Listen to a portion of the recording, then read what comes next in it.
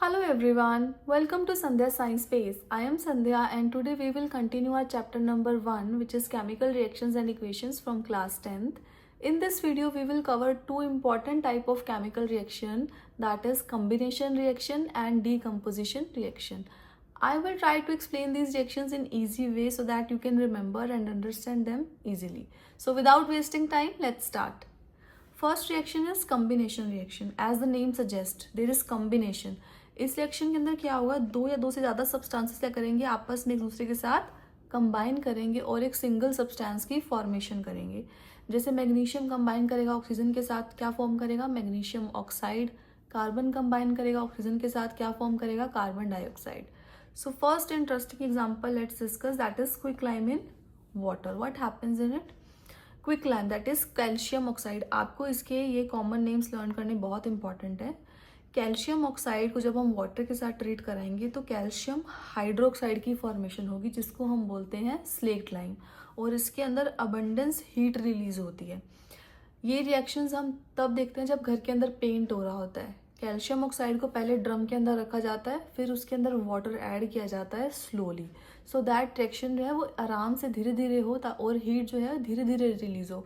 अगर हम इंस्टेंटली एक साथ काफ़ी सारा वाटर उसके अंदर डाल देंगे तो बहुत सारी हीट रिलीज होगी, which will be very violent reaction, right. तो इसके कुछ कैरेक्टरिस्टिक्स हैं जो आपको ध्यान रखने हैं, जैसे कि ये एक्सोथर्मिक रिएक्शन है. एक्सोथर्मिक का रिएक्शन का क्या मतलब होता है, इसके अंदर हीट रिलीज होगी, वो मेरे को पता है हो ही रही है. कॉम्बिनेशन रिएक्शन, दो या दो से ज़्यादा एलिमेंट्स आपस में कंबाइन करेंगे और नई किसी चीज़ की फॉर्मेशन करेंगे. Calcium oxide reacts vigorously with water, as I already told you about it. It is used in making cement. Slaked lime that formed is white powder, as you can see in the picture also. जो slaked lime की formation हो रही है वो कैसा है, white colour का है. अब हमारे घर में क्या होता है, we put calcium oxide in drum and water and add water to it slowly. ठीक है. Calcium oxide solution is applied on the walls, react slowly with the carbon dioxide present in the air to form thin and shiny layer of calcium carbonate on the walls of house. जब slate lime की formation होगी उसको walls के ऊपर apply कर दिया तो ये दो से ज़्यादा दिन रखना पड़ता है, जिसके अंदर क्या होता है, जो स्लेट लाइम है हमारे एटमॉस्फेयर के अंदर कार्बन डाइऑक्साइड गैस प्रेजेंट है, उसके साथ रिएक्ट करके क्या बना देगा, limestone, which is calcium carbonate. उसकी वजह से वॉल्स के ऊपर एक शाइनी अपीयरेंस आता है, जिसकी वजह से चमकने लगती है वॉल. जो कैल्शियम कार्बोनेट फॉर्म हो रहा है इसको हम क्या बोलते हैं, limestone, right. This process gives a white shiny appearance to the walls of the house. It is called whitewashing. Next example is burning of coal. Coal is a, क्या होता है coal? कार्बन ही तो होता है. जब आप कार्बन को burn करोगे in the presence of oxygen तो हमारे पास क्या प्रोड्यूस होती है, कार्बन डाइऑक्साइड प्रोड्यूस होती है. It is an example of combination reaction. Next is burning of magnesium ribbon. Magnesium को जब हमने ऑक्सीजन की प्रेजेंस में हीट दिया, मतलब उसको क्या करना पड़ेगा, अब कंबाइन करना पड़ेगा. तो हमारे पास कॉम्बिनेशन रिएक्शन होने के बाद क्या फॉर्मेशन होगी, मैग्नीशियम ऑक्साइड की फॉर्मेशन होगी. मैग्नीशियम ऑक्साइड का जो पाउडर होता है वो वाइट कलर का होता है और इसके अंदर भी हीट रिलीज होती है. जब हम ये रिएक्शन करते हैं, इस रिएक्शन को करने से पहले जो मैग्नीशियम की वायर है उसको पहले सैंड पेपर से रब किया जाता है. क्यों? क्योंकि जो मैग्नीशियम है, मैग्नीशियम एक मेटल है और एटमॉस्फेयर के अंदर सब गैसेस प्रेजेंट है, तो ऑक्सीजन भी प्रेजेंट है. ऑक्सीजन के साथ वो रिएक्ट करके एक मैग्नीशियम ऑक्साइड की ऑलरेडी लेयर बना देती है, जो कि उसका काम कैसे करती है, प्रोटेक्टिव लेयर का काम करती है. तो उसको सैंड पेपर से, जैसे हमारे घर में रेगमार होता है ना, उससे रब कर देते ताकि वो लेयर क्या है, हट जाए और हमारे पास प्योर मैग्नीशियम की वायर आ जाए या रिबन आ जाए. ठीक है. Before burning, the magnesium ribbon is cleaned with rubbing with sandpaper. This is done to remove the protective layer of magnesium oxide from the surface of magnesium ribbon. उसके बाद जब आप मैग्नीशियम को बर्न कर रहे हो, it produces dazzling white light which is very bright in nature. वो इतनी ब्राइट होती है कि हमारे आइज़ के लिए बहुत सेंसिटिव होती है. तो उसके लिए हमें क्या करना पड़ेगा, जितना हो सके आपको उसको अपने आई से दूर करके ही एक्सपेरिमेंट करना है. The light is so harmful to our eyes, so that magnesium ribbon should be burn keeping it as far as possible from our eyes. अब इसको दूर करके आप करोगे बर्न तो इसमें से हीट रिलीज हो रही है।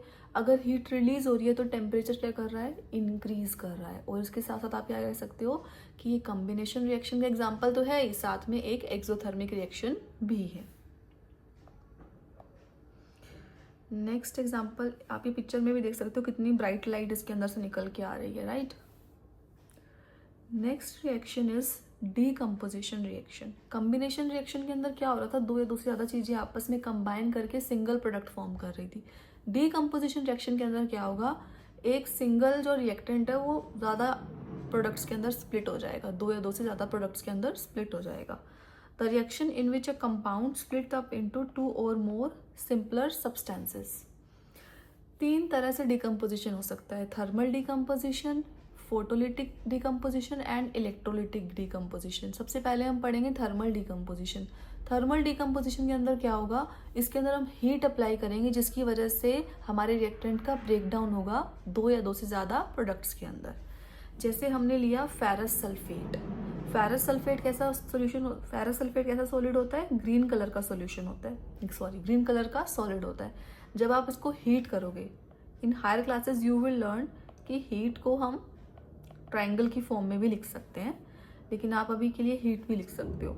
जब आप इसको हीट करोगे तो ये फेरिक ऑक्साइड की फॉर्मेशन करेगा which is quite reddish brown in colour. इसके साथ साथ हमारे पास दो गैसेस भी इवॉल्व हो रही हैं which is SO2 and SO3। ये दोनों गैसेस ही बहुत हार्मफुल गैसेस हैं और ये एयर के अंदर पॉल्यूटेंट का काम करती हैं, ठीक है। जब ये फेरस सल्फेट फेरिक ऑक्साइड में कन्वर्ट हो रहा है तो ये डायरेक्ट कन्वर्ट नहीं होता, इसके बीच में एक स्टेज आती है जहाँ पे उसका ग्रीन कलर पहले वाइट में कन्वर्ट होगा, then it will convert to red colour. जो फेरस सल्फेट है यहाँ पे क्या है, वाटर के मॉलिक्यूल साथ हैं तो इसके साथ पड़े हुए हैं तो उसको हम क्या बोलेंगे, हाइड्रस। हाइड्रस फेरस सल्फेट जब हीट होगा तो वो एनहाइड्रस हो जाएगा और उसके वाटर मॉलिक्यूल्स अलग निकल गए। उसके बाद जो हमारी पहले फॉर्मेशन हो रही है फेरस सल्फेट की वो वाइट कलर की होगी। Then that white ferrous sulphate is converted to ferric oxide. तो फेरस सल्फेट पहले ग्रीन कलर का था जब उसके साथ वाटर मॉलिक्यूल्स प्रेजेंट थे, फिर वो जब एनहाइड्रस हो गया फिर वो वाइट कलर का हो गया, उसके बाद जाके कहीं वो फेरिक ऑक्साइड में कन्वर्ट होता है जिसका कलर रेडिश ब्राउन आता है। तो ये स्टेप इस तरह से आते हैं रिएक्शन के। और जो SO2 गैस प्रोड्यूस हो रही है उसका स्मेल कैसा होता है, जब आप मैच स्टिक को बर्न करते हो तो एक पंजेंट स्मेल आती है तीखी सी, तो इसको आप कह सकते हो कि इसकी स्मेल क्वाइट ऐसी ही होती है। सो SO2 gas has smell of suffocating nature and pungent. I already told you कि SO2 गैस और SO3 गैस कैसे होते हैं, एयर पॉल्यूटेंट्स का काम करते हैं। इसके साथ साथ जो ये गैसेज हैं ये कैसी हैं, एसिडिक इन नेचर है। ये आप नेक्स्ट चैप्टर में पढ़ोगे, जब आप एसिड बेसिस एंड सॉल्ट्स पढ़ोगे उसके अंदर ये डिटेल में पढ़ोगे। SO2 और SO3 गैस कैसी है, एसिडिक नेचर की है। ये कैसे पता चला, जब हमने मॉइस्ट लिटमस पेपर लिया। मॉइस्ट क्यों बोला, उसके अंदर उसको पानी में डुबो के ही लेके आना है। जब आप मॉइस्ट लिटमस पेपर को लोगे तो क्या करेगा, ब्लू लिटमस को रेड में कन्वर्ट कर देगा, ठीक है। Next reaction is lead nitrate.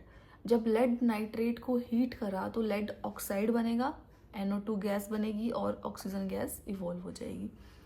Lead nitrate कैसा होता है, वाइट कलर का होता है, और लेड ऑक्साइड हमने पढ़ा येलो कलर का रेजिड्यू फॉर्म होगा। और NO2 गैस का कलर कैसा होता है, reddish in nature, reddish brown in nature.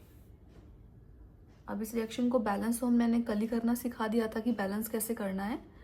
NO2 gas की जो स्मेल होती है क्वाइट इरिटेटिंग स्मेल है। NO2 is also acidic in nature, it will convert moist litmus paper blue to red.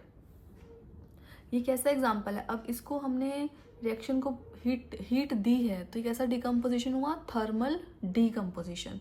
और ये रिएक्शन कैसी है, एंडोथर्मिक रिएक्शन है, क्योंकि हमने इसके अंदर हीट दी है ब्रेकडाउन होने के लिए। और बाद में आप देख रहे हो कि हीट इवॉल्व नहीं हो रही है, तो ये एक्सोथर्मिक रिएक्शन नहीं है बल्कि ये एंडोथर्मिक रिएक्शन है। क्लियर।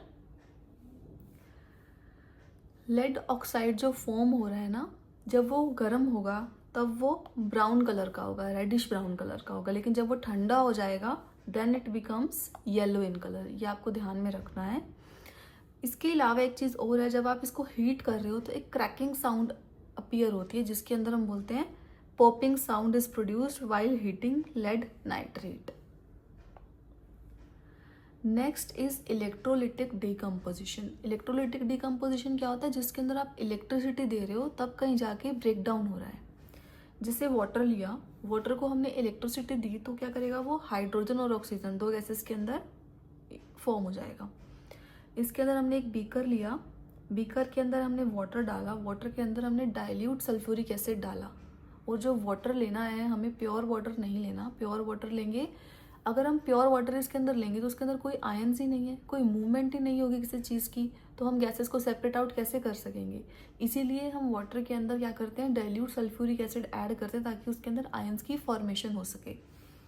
नेक्स्ट इज इसके अंदर 2 इलेक्ट्रोड्स लगानी पड़ेंगी और वो इलेक्ट्रोड्स हम किसके लगाएंगे? ग्रेफाइट की. Graphite is a form of carbon. Graphite की ऐसी इलेक्ट्रोड ही क्यों लगाई? क्योंकि ये कैसी इलेक्ट्रोड है? इनर्ट इलेक्ट्रोड है. ये खुद की कोई भी रिएक्शन शो नहीं करेगी, ये बस सरफेस प्रोवाइड करेगी, रिएक्शन होगी उसके ऊपर और चल जाएगी. ये खुद से कोई अपना कुछ भी नहीं देगा. अगर हमने कोई एक्टिव मेटल ले लेते हैं जैसे सोडियम, पोटेशियम, इस तरह की कोई मेटल की इलेक्ट्रोड्स ले लेते हैं, वैसे सोडियम तो ले ही नहीं सकते.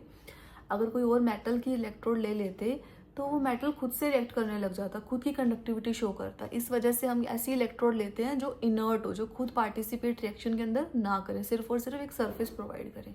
इसकी वजह से हम कार्बन की इलेक्ट्रोड लेते हैं विच इज़ ग्रेफाइट इलेक्ट्रोड. एक एनोड का काम करेगी, एक कैथोड का काम करेगी. आप उसको एक बैटरी से कनेक्ट करोगे, ठीक है. अब इलेक्ट्रोड्स हमने किसके लिए? ग्रेफाइट के लिए, which is carbon electrodes. Few drops of sulphuric acid is added to make the water good conductor of electricity. अब इसको लर्न करने के लिए एक ट्रिक है, पाओ. पाओ, पी से क्या है? पॉजिटिव टर्मिनल, ए से एनोड, ओ से ऑक्सीडेशन. जो पॉजिटिव टर्मिनल होगा वो एनोड होगा और एनोड के ऊपर ऑक्सीडेशन होगा, ठीक है. इसके साथ साथ आप ये भी याद कर सकते हैं कि एनोड के ऊपर ओ से ऑक्सीडेशन हो रहा है तो ऑक्सीजन गैस प्रोड्यूस होगी, ठीक है. पाओ में पॉजिटिव टर्मिनल, एनोड एंड ओ से oxidation and oxygen gas produce होगी. एनोड के ऊपर oxidation gas, sorry oxygen gas, cathode पे हाइड्रोजन गैस. इसका वॉल्यूम का रेशो क्या रहेगा? 2:1. देखो यहाँ पे कितने हैं? 2. यहाँ पे कितने मॉलिक्यूल्स हैं? 1. ऑक्सीजन के 1. तो रेशो क्या आ जाएगा वॉल्यूम का? 2:1. मास का रेशो क्या रहेगा? 1:8. हाइड्रोजन का एटॉमिक नंबर 1, ऑक्सीजन का एटॉमिक नंबर 8. तो आप इसको ऐसे लर्न कर लो, 1:8. मास रेशो क्या रहेगा? 1:8. और इसका मास नंबर क्या होता है? हाइड्रोजन का 2, ऑक्सीजन का 16. तो 1:8 ही आ रहा है, ठीक है. नेक्स्ट, कैथोड के ऊपर हाइड्रोजन गैस प्रोड्यूस हो रही है. ये चीज़ को हम पता कैसे कर सकते हैं कि हाइड्रोजन गैस निकल रही है? आप एक बर्निंग कैंडल को उसके पास लेके जाओगे. जब आप उसके पास लेके जाओगे तो क्या होगा? एक पॉप साउंड प्रोड्यूस होगी और कैंडल बुझ जाएगी. इसका मतलब क्या हुआ कि जो हाइड्रोजन गैस थी वो बर्न हो गई है. अगर वो बर्न हो गई है तो मतलब hydrogen gas is combustible but not a supporter of combustion. अब उसके बाद आग लगी तो नहीं रह रही ना, वो खुद जल के राख हो गई. जो गैस प्रोड्यूस हुई थी, जैसे हम कैंडल को, बर्निंग कैंडल को उसके पास लेकर गए, वो जल गई खुद से. तो बाद में तो कंबशन हो ही नहीं रहा, मतलब हाइड्रोजन गैस खुद कंबशिबल है पर not a supporter of combustion. उसकी प्रेजेंस में कंबशन नहीं हो रहा है. Next is anode. एनोड के ऊपर ऑक्सीजन गैस प्रोड्यूस हो रही है. इसके अंदर हम क्या करेंगे?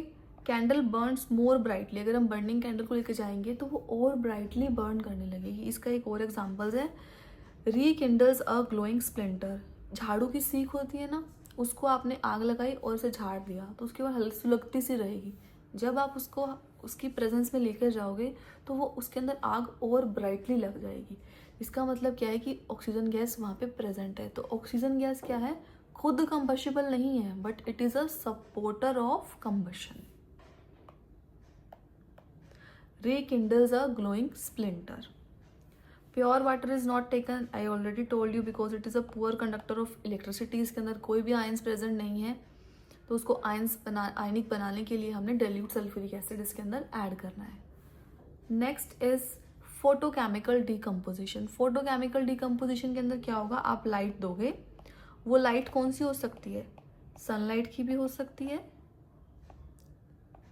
इसके साथ साथ वो बल्ब की लाइट भी हो सकती है. इसकी प्रेजेंस में क्या होगा, डीकम्पोजिशन हो जाएगा। जैसे आपने लिया silver chloride, silver chloride white colour का होता है, in the presence of sunlight वो सिल्वर और क्लोरीन गैस के अंदर फॉर्म हो जाएगा। जो सिल्वर प्रोड्यूस हो रहा है वो कैसा कलर का होगा, ग्रेइश वाइट कलर का होगा। ऐसे ही सेम रिएक्शन होगी सिल्वर ब्रोमाइड की, वो which is pale yellow in colour, in the presence of sunlight it converted into silver and bromine, greyish white colour का ही सिल्वर प्रोड्यूस होगा। अच्छा, ये जो डिकम्पोजिशन हो रहा है ना, ये ब्लैक एंड वाइट फोटोग्राफी के अंदर यूज़ होता है। दूसरा, जो भी हमारी लैब्स के अंदर ये सिल्वर क्लोराइड या सिल्वर ब्रोमाइड रखा होता है वो ब्लैक कलर की बॉटल्स के अंदर रखा होता है। एज वी ऑलरेडी स्टडीड कि अगर इसके ऊपर सनलाइट पड़ गई तो वो तो ब्रेक डाउन हो जाएगा, तो उसकी एक्चुअल फॉर्म में रहेगा ही नहीं। इस वजह से उसको प्रोटेक्ट करने के लिए ब्लैक कलर की बॉटल्स में रखा जाता है, ट्रांसपेरेंट बॉटल्स में नहीं रखा जाता। We will continue this chapter in next video. Till then, stay tuned and thank you so much for watching.